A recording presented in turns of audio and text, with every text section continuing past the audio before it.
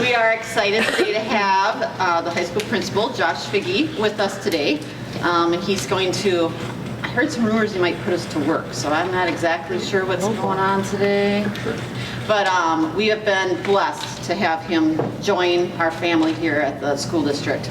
And so nothing but positive things I've heard and experienced. So, and I know you guys listened to him last year, and I got lots of reviews that people really liked listening to him. So he's back for round 2. And today he brought the school counselors with him. So I'm so excited they're here, and for you to get to know them a little bit better. And they'll start bringing the students of the week soon. And I'm just excited for them to experience how close Kiwanis and the schools work together, and to feel that bond that we kind of have. So, so without further ado, Josh. All right.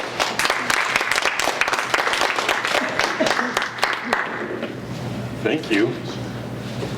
Do you guys want to introduce yourselves first before we kick it off? Because I don't want to pull a Matt Smith and talk for 25 minutes and then all of a sudden everyone's trickling out before you guys have a chance to talk. So, do you want me to introduce you? I guess we'll just introduce ourselves. Sure. Go for it.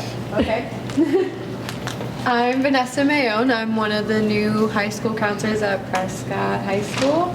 I live in River Falls right now. I was born in Williamsburg, Virginia. And should I say like a fun fact or something? Yeah. Sure. Oh, okay. What? Why counseling? I've always just wanted to help people succeed in their own unique way, something that works best for them.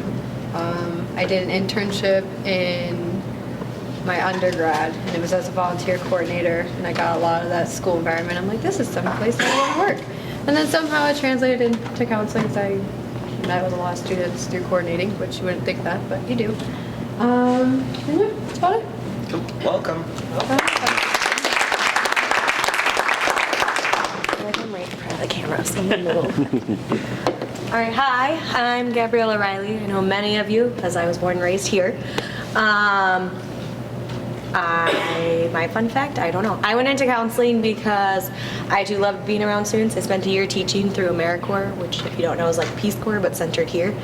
And it made me really love working with students, but 20-on-1 was a little more intimidating than one-on-one. So I found counseling because I like that social emotional aspect of it and really getting to know the students and their families. Welcome. Thanks.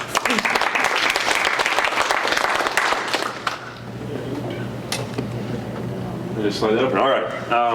The crackable Matt Smith wasn't without purpose. I know he spoke here 3 weeks ago, and it was an extra long lunch. I heard that day. So, no, he did the same thing to me yesterday. So, the way I sold this to kids, because I'm going to use the same presentation for you guys I used for kids on Monday. Part of the reason is because Matt talked so long, I only got to give about a third of my presentation.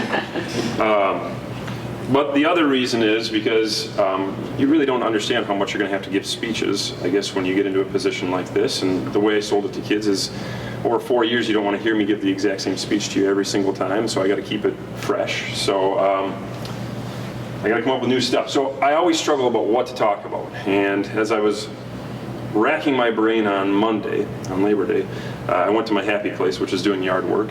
And when you have a 5.5-year-old and 3.5-year-old, that is your only happy place to get some thinking time. And as I was mowing the lawn and doing some work, I got a text from my sister, and the text came through that she got engaged. So there she is. There's the picture she sent me. She's been with a boyfriend for a couple of years, and things started to click in my head. All right. I got my sister, and she's getting married, and now a story kind of floats back to me. So I'm going to start today with a brief story. It's the same story I told kids on their first day of school. This is us when we were little. We're about 5 years apart. I'm the oldest of the two, obviously. And I remember one distinct summer when we were forced, dragged, whatever you want to call it, to go to wedding after wedding, weekend after weekend. And I don't know how many people here still like going to weddings. They're maybe, okay, I'm seeing some shakes of the heads. But when you're 10 and 5, it's absolutely terrible. It's like torture. So our parents bribed us, and I got to take my Ninja Turtles figurines, and my sister got to take her whatever she had at the time, figurines, And if we were really good during the ceremony, meaning we didn't say anything and we were seen, not heard, during the reception, then we got to actually play with our toys. And so I remember the probably best wedding we went to that summer had a playground outside the reception hall. And it was one of those playgrounds with the slides. It's got a platform so you could climb up the ladders and everything. My sister and I were playing up at the top. And up at the top, I had my Ninja Turtles figurines all lined up. And they were ready for a rousing game of war. And on the other side, my 5-year-old sister had lined up her cute My Little Ponies. Probably ready for a cavalry charge, at least in my head. And this is where things go sideways. My sister will tell you that she knows the real story, but since she's not here, I'm going to tell you what the actual story is. My sister kind of magically, without any cause, disappeared off the side of that playground equipment. And she would tell you differently. But I scrambled to the edge and I looked down and she had landed on all fours and she was looking up at me and she had this hurt look on her face, also some rage going on, a lot of rage. And I could see that she was ready to just start screaming bloody murder. It was kind of a combo of this, and that maybe shows you a little more accurately what happened, and a little bit of this. So not good. We had 2 rules, by the way, so I should cycle back. We had 2 rules Mom and Dad had at the reception. Don't bother us, and keep your sister safe. The last one was particularly for me. It didn't help that about a week earlier I had accidentally broken my sister's arm while pushing her out of the way of an imaginary sniper bullet, while also playing war, so I guess we don't play war anymore. And she never thanked me for that either. And so I did what any rational big brother or big sister would do when they've accidentally hurt their younger sibling. I looked down at her before she could scream and I said, Jackie, Jackie, Jackie, please, don't cry, it's not that bad. Don't cry, you're all right. And I could tell that wasn't going to work, so I followed up with the only other rational thing I could think of. Humans don't land like you landed. You must be, and then because her My Little Ponies were there, you must be a unicorn. And it was like the tears got sucked back up into her eyes. I could tell she believed it. It was right back up. She smiled. In her head, this was her. Okay, she was like a super unicorn, and just like that, she scrambled right back up to the top of the platform, just like a newborn unicorn would. And then we played, and it was fine. And I never got in trouble for it. And to this day, I'm not even sure if my parents know the real story of what happened. What is that story trying to illustrate? Well, it's trying to illustrate positive thinking. And this is what we told our kids. There are a lot of times when it seems like you got challenges stacked up against you, or stresses, anxiety, your peers are doing different things. But if you can train yourself to be a positive thinker, if you can allow us to help you learn positive thinking, you can do a lot of really amazing things. So let's take our school, for example. Let's think of the things we have to be positive about. We have an amazing building. I would challenge you to find another school in the Middle Border Conference that's got as nice of a building as we have. We have amazing students and staff. This is a picture from last year in a physical science class. And I want you to just look at some of the faces around those kids. I don't see a single kid who's not smiling. They're in a deep science inquiry lesson. I don't remember smiling that much in my deep science inquiry lessons. Maybe you guys do, I don't know. We have amazing activities, athletics, teams, coaches, athletes. We have amazing arts. We're nationally and sometimes internationally renowned. I don't know if you guys knew this. When we marched to Disney the last time, I got an email about 2 days after that from a guy who had seen us. He was from across the world, and he said, hey, my family and I go to Disney every couple of years. We saw your kids march. It was absolutely phenomenal. It brought a tear to our eye, just out of the blue. He took the time to go out, find our website, find my name, email me and Jason Canfield. We do things that you would not expect from a class, but things that create deep thinkers. We try and be that triple threat: athletics, arts, in academics. And so as we laid these out to kids and we tried to foster that idea of you have a lot of positive thinking, we also cautioned them. Because a lot of these things are external. And think about the Facebook generation, right? Where you put forward your best and sometimes not so authentic self because you want to be what's online, but you maybe hide away some of those things that are really tough. So just like at school, last year we still had kids with all those amazing things going on that felt like this is where they went to school. And that this is what it looked like in their school building. So we can't see the things that are happening behind the scenes. So what we challenge kids to do on day one is not focus on those things. Don't focus on your competition. School isn't a competition. And one of the things that Penny told me I could talk about today, and I don't know if I'll get there, but is our Laude system that we just put into place.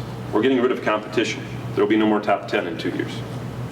Because when one person succeeded to gain that top 10, there were other kids who got the exact same grades but maybe missed one assignment who got knocked out of the top 10. Not because they didn't do as well, but because it was a competition. So one person's success became another person's failure.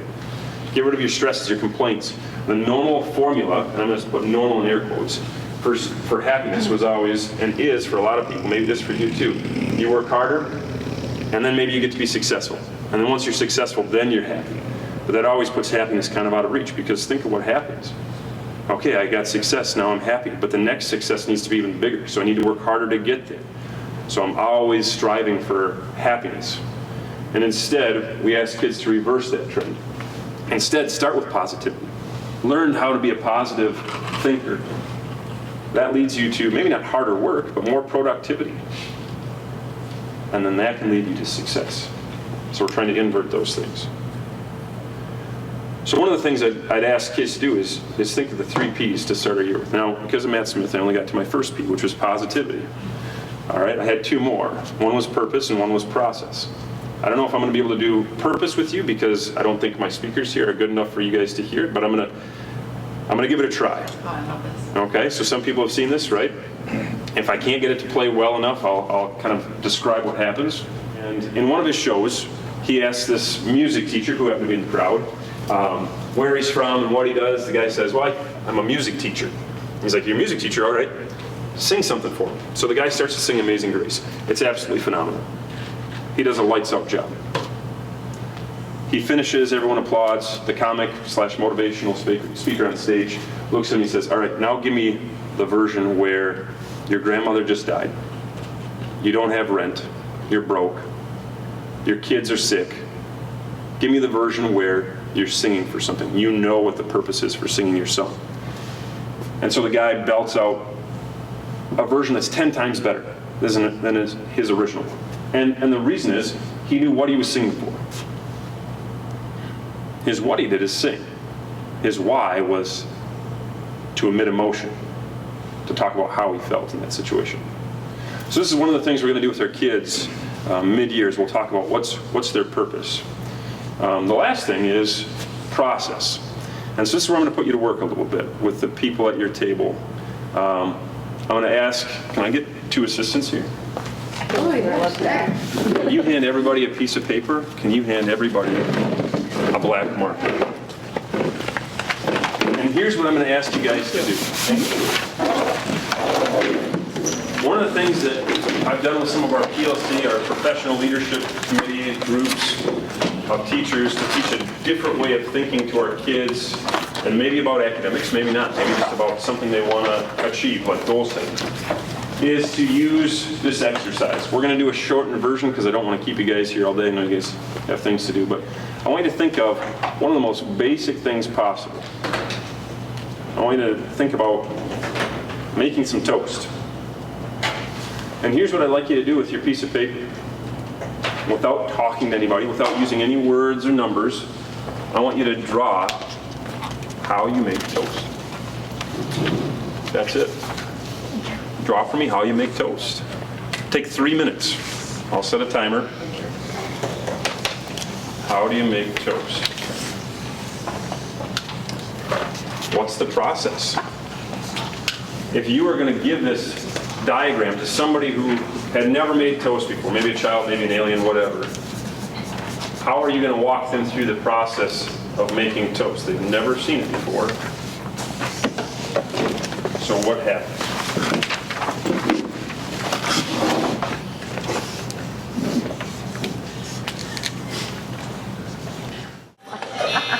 All right, here's what I want you guys to do. If you can, show your drawing to the rest of the people at your table. Show them how you think you make toast. And then see, are they the same? Are they different? What are the similarities? What are the differences? Ooh, John. Very good. You should get computer. So my horrible, super long arms holding a piece of toast. My other one is pressing down the toaster.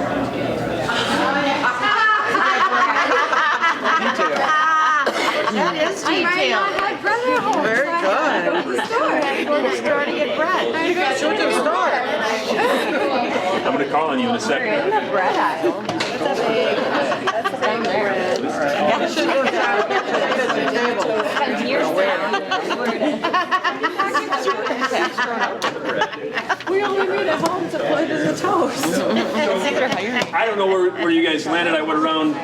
Most people, when they do this exercise, although certainly not all, come up with something like this. All right? Is there ever not slice? Maybe you have some sort, and maybe not this well drawn out. This person is clearly good at art, but maybe they have bread, then we have a toaster of some sort, possibly. We put the bread in the toaster, then we get toast. Maybe you put peanut butter, jam, butter. I'm not sure what you guys want. When I did this with my kids the other night, now this became an experiment that really tanked. This is what my kids came up with. My daughter's is in pink. It's extremely haunting. I'm not sure what she actually was intending to draw. They had the same prompt that you guys did. And my son apparently makes toast with robots. So he drew a bunch of robots, but they are putting toast into themselves. He's got toast right here that he's handing out. So, and apparently toast pops now as well. So, otherwise, That's cute. Machine. you get a lot of different things. So, Vanessa, what did you start with? I had to go to the store and get bread. Did anyone start with going to the store to get bread? Anyone I go? did not make it very far. I only got to put the toast in. Did anyone go beyond that?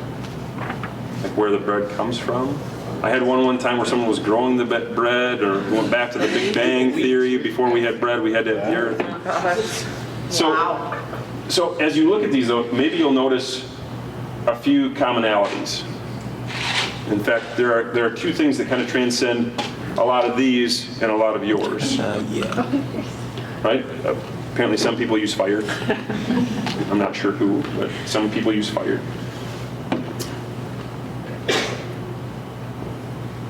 And the commonalities I'd like to point out is you have two different things. Now, the person who really patented a lot of this thinking and piloted this type of exercise talks about systems thinking. And he said, you really, in any type of process drawing, you have two things. You have something he calls nodes. I just like to call them anchor points. You have things that are happening, and then you have links. And those links could represent a lot of different things. So now if I asked you, do I have time? How much time do I have, Penny? We got time. I got time. So now I'm going to ask you to do something harder. But I'm going to ask you to do it harder because it's two separate things. I'm going to give you a real question to do now. And you have to do it together with the people at your table. So you're not going to get a piece of paper, you're going to get cards. And you can have as many cards as you want. And here's the question you're trying to answer. It's not how do you make toast, but for this organization, because we didn't get to really watch the video today, what is your noble purpose as an organization? So I want you to lay it out together with cards, nodes and links. What is it? What do you hope to achieve? Maybe it's this year. Maybe it's in the far future. Maybe it's by Prescott days. I don't know. That would be a tough one. But what is your noble purpose? So you all have markers. You guys figure out how you want to organize your drawing, how many you need. So they're just drawings, no words again? No words. Okay, but the one guy had. Someone who's joining Kiwanis could see your laid out process. and they could follow it, and they would know what your noble purpose is, what you hope to achieve. So, but we want big people, little people. But you can have multiple cards. So you can do. See what we want to do. She's gonna do the student of the week like a I'm going to set 4 minutes on the timer, that way we stay tight. little frame with a. Let's go, a little less than 4 minutes. That's okay. Do we have it laid out? Do we have, maybe it's not a process, maybe it's just images, we have some words going on over here. So here's what I just explained to this group. In the 6 months leading up to the first summit of Everest, the two guys who originally summited were asked constantly, what are you doing? And their answer was always, we're preparing to climb Everest. That was their purpose. That was their noble purpose. Now, what they did to prepare for it, they did a lot of different things. So what I challenged these guys, or the way I framed it was, if someone came up to you on the street and they asked, what's the purpose of Kiwanis? Could you just as easily encapsulate that into, this is our purpose? Not, we do the fishing, we have the student recognition of the week, we do all these things. Those are the what's, but what are those things building toward? So, does anyone want to take a stab at it? Citizenship. Citizenship. Okay. I think it should be that one right there. Yeah. What's that? Community. Community. Building citizens, building community. We got That's what the you do. earth with people around it. Probably want to show that to the camera. There it is. That's immortalized now. Okay. It's Vanessa's drawing. I attempted to find. Happy kids. What was it? Happy kids. Happy kids. Oh, you can't use words. Oh, you cheated. That was a good drawing. Helping to create happy kids. But they're The very back table. similar. Happy Yes. kids. Happy They kids. were sad to begin with. And then Oh. they were fishing. They were fishing. Yay. So we do a lot of what's, and your what's always build up toward your why. So hopefully, and I don't know if this was a valuable exercise for you guys or not. I know it got a little bit nebulous. Typically, you'd take more time and you'd dig in a little bit deeper. But if you know your noble purpose, if someone walks in the door and they want to join Kiwanis, you have something that you can tell them. This is our noble purpose. And then you also have laid out now. We've got a lot of cards over here, a lot of cards here, a lot of cards there. How you do that. These are the different ways we create happy kids. Which one do you want to be a part of? Maybe they're not all your cup of tea, but is there one thing that you can do? So, stay positive, know your purpose, have a process to get to that purpose. The making toast protocol, or whatever you want to call it, it's just a way to understand your purpose better. That's really all I have. Now, I was asked if I could speak briefly on the Laude too by a couple of members here. So I do want to lay out the Laude really, really quickly, if you guys are okay with that. Yes. Okay. Historically, at the high school, and in most high schools, historically, students were recognized based on one thing. Great point. Your GPA. Doesn't matter what classes I take, if I score high in that class, I get a GPA. If that GPA is high enough, I get recognized by the school. Top 10, maybe top 20, who knows. Maybe valedictorian or salutatorian. Which is, in theory, it's okay. But then I want you to think back to your high school careers. How many people went to high school here in Prescott? Okay, so 1, 2, 3, 4, 5, 6. Okay, how many people went to high school out of this state? Okay, more than half. How many people went to a high school with more than 1,000 kids? How many people went to a high school with less than 400 kids? Okay, so if you paid attention there, you know the variety of high schools. Not all high schools are equitable. But after high school, you're being measured against kids from every other high school. It doesn't matter whether they're big or small. Whether that was a really strong class, I can think back to a couple of years ago, think of our state basketball team, senior class, really strong class, not only athletically, but also academically. I mean, far above the average class. Someone who made the top 10 in that class is very different, potentially, than someone who makes the top 10 in a maybe not so strong class. So, one of the things we wanted to do was build in not only GPA, but what about the rigor of the classes a student takes? So I could kind of skate, never challenge myself, but earn a 4.0. Does that mean I should be on the top 10 list? It's not a very good indicator of who our top 10 are. right? So what the Laude system does is it keeps the students' GPA. They still get a GPA, they still get grades for classes. But what our staff did last year is they went through all the classes that we teach, and they determined which ones had elevated rigor beyond a normal high school class. So think, the obvious ones are your advanced placement classes, which a student gets college credit for, transcripted classes, which a student gets college credit for, honors or capstone classes, which have elevated rigor or they're accelerated. And then we built in some others as well to give us not only a well-rounded nature, so some of our art classes, music classes, but we also determined that those had an elevated rigor for a specific type of learner. For those elevated rigor classes, we assigned a point number for them. So a year-long class that's elevated, like an AP stats class, a student can earn 2 points if they successfully complete that class.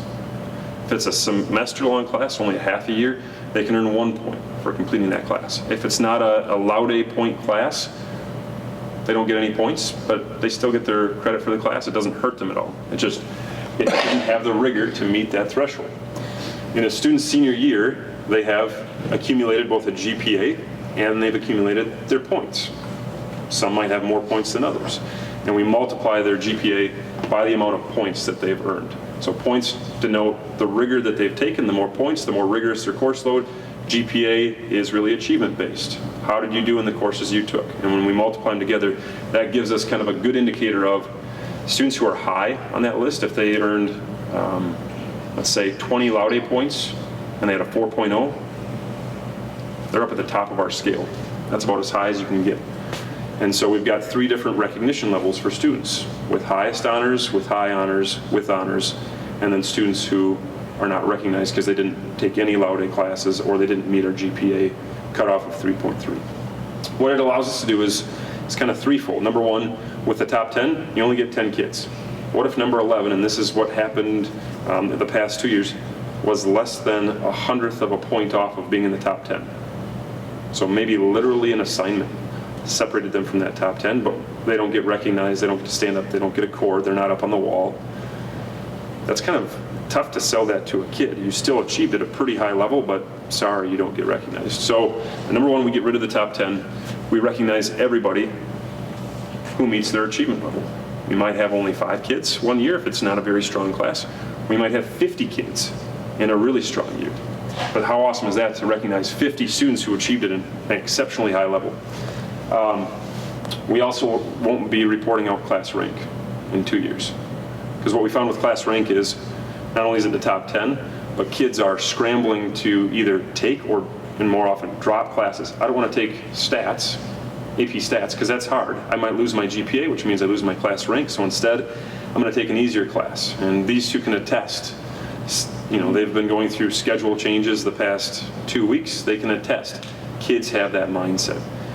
The biggest one is we're trying to encourage kids to take intellectual and academic risks. That if you enroll in a class that's AP Stats and you were unsure of it, we're not going to ding you for not doing well. In fact, we're going to reward you for taking that extra rigor, for taking that academic risk by giving you some Laude points if you can successfully complete it. Yep. Is there any Laude points for involvement in school and organizations or anything as far as being a student, or is that just part of the growth? That's not involved in any of that? Yeah, we haven't put that Okay. in the Laude points yet. We've started to explore a few different things in terms of, like, how about our special ed students? How about students who are involved? And it's not a Laude point thing, but how do we balance? Because we do want kids who are multi-involved. I'm in band, I'm in basketball, I'm taking 3 AP classes. That's a rigorous workload. Right. But we haven't been able to factor that in yet because we're trying to stick with academics for the Laude. How about transference? Is that going to be kind of a nightmare? What we found, there was one really enterprising principal last year in the spring who decided to email every high school principal in the state with a reply all and asked how many were on the Laude or moving to the Laude system. So for about a week, my inbox was filled with 400 principals responding, we do it this way, we're not, but we're moving toward it. What I can tell you is about 1/3 of high schools in Wisconsin have a Laude system. Now there's no one typical system. You're smart if you build one that works for your school. but about a third of the schools are moving toward or are already there. In other states in the Midwest too. In other states in the Midwest. About another third of the Wisconsin schools express that they're not there yet, but they're moving toward it in the next few years. And then the other third is going to stay traditional, it sounds like. So with transfers in, what we've seen is a lot of places are already doing it. For us, it's really going back, looking at their transcripts and saying, you took an AP class, we'll give you Laude 8 points. You took this type of class, that doesn't count. Do we have a class in our system that correlates to it? If we don't, this is kind of where equity comes into play. If a student had the opportunity to take a class in another district, we don't have the equivalent here. Our students never had the opportunity to take it.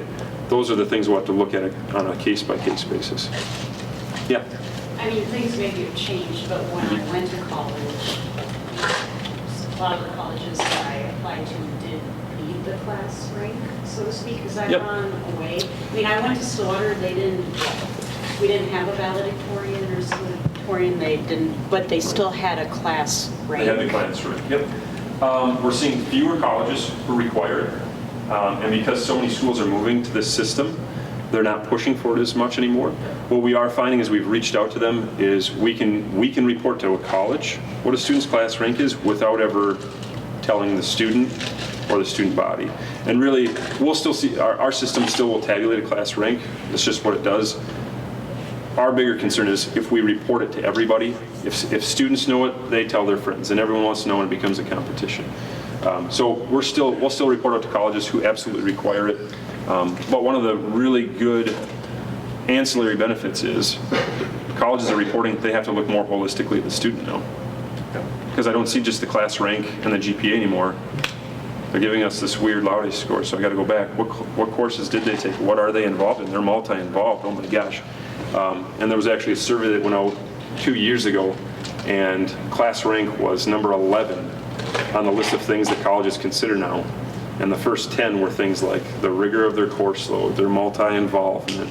Their GPA was, I think, still number 8, but that's even dropping down the list from years past. Does Wisconsin, I thought the University of Wisconsin gave free tuition to a valedictorian.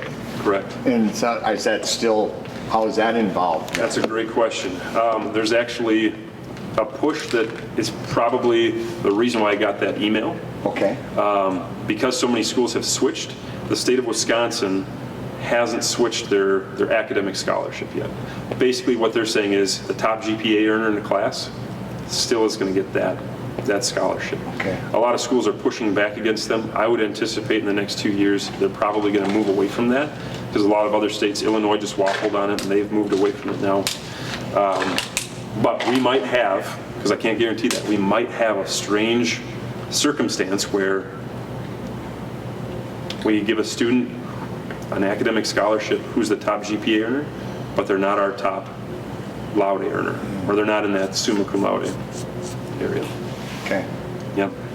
I have a daughter-in-law in the registrar's office down there. Should I be talking to her?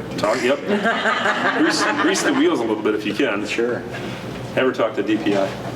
So it's not a top 10 anymore, but is there still a valedictorian and salutatorian? That's a good question too. So for the next 2 years, for juniors and seniors, we didn't think it was fair to pull the rug out from under them. They've been preparing for multiple years to have a valedictorian, to have a top 10, to operate under the normal system. So they don't change at all. This year's incoming sophomore class will be the first class that makes those changes. We won't call it a valedictorian because I think it has the connotation of top GPA earner and some history behind it, but we will have, think of it as a keynote speaker and a second speaker at graduation. So any student who achieves that high level, that summa cum laude with highest honors level, will have the ability now to be considered to put their name forward to be a graduation speaker. And then our staff and the other summa cum laude earners will vote on the top 2 people that they think should be able to address their class at graduation. And it's one of the things that what I've seen is sometimes your top GPA earner, your valedictorian, is really great at academics. They don't want to give a speech, or they're not the best representation to give a speech to the class. This gives us some latitude and gives the students some input on who from that really high cohort of rigor and achievement can speak to the end of their high school career. Good ideas. I've taken up a lot of your time. I see people, this is the first time I've driven people from the building. But thank you guys. Thank you.